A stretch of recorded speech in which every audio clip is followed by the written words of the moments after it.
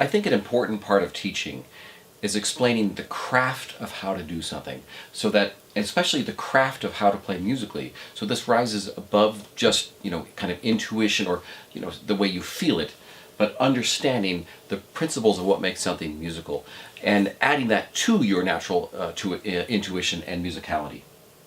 Today we're going to work on a simple acoustical phenomenon that the piano does based on the nature of the instrument. And I'm going to start with three different styles that are all related using this acoustical phenomenon.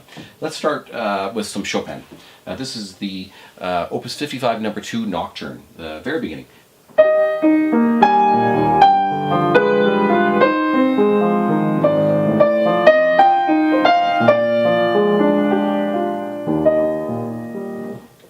Let's look at some Beethoven. Opus 109, third movement, very beginning.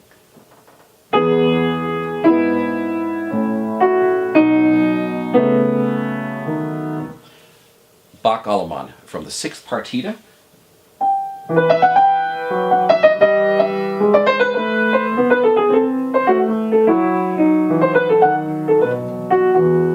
Hope you don't mind my ornamentation there. Now, what do these three things, these three excerpts have in common? They're all different styles, but they're all singing in style, and thus they have the same thing in common. And they have a common rhythmic and acoustical phenomenon, and that is, in the middle of the phrase, there is a longer note followed by another note that's often a pickup to something else. And specifically, look at let's start with the Chopin. When I get to the note C in the melody, you'll notice that it's longer than the notes that are around it.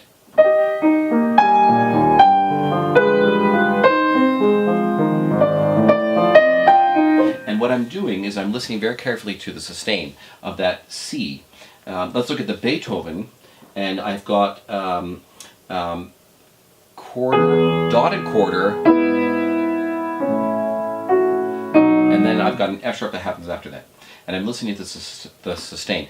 The Bach Allemande has this a number of times. I get these little decorated pickup notes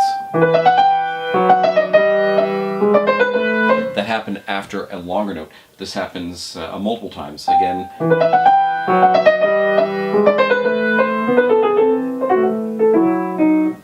Now, why is this important? It's because of this, and this is the craft of, in part, of how to make a singing sound.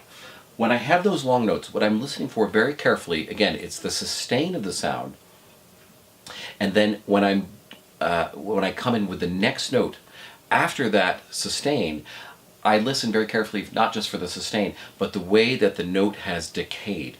The note has gotten a little bit softer the longer I hold it. Of course, the longer I hold it, even on a great instrument, that note is sustaining and decaying. It's getting quieter.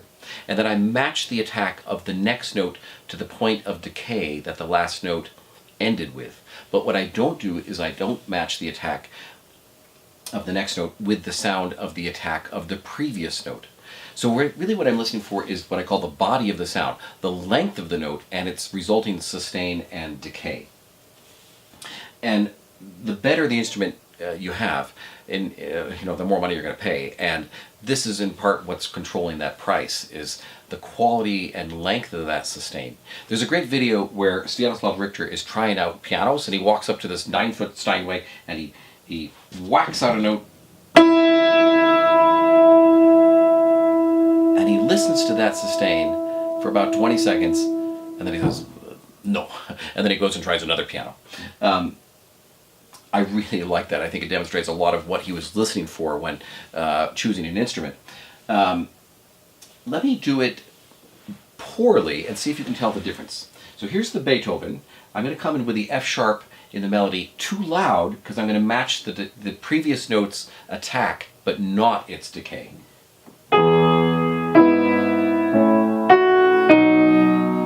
To me, that sounds like a bump.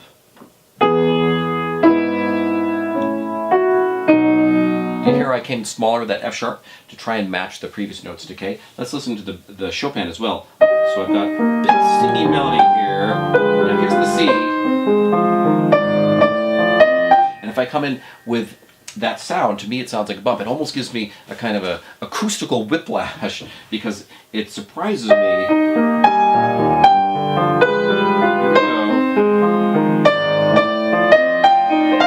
As opposed to listening to its decay, do it correctly.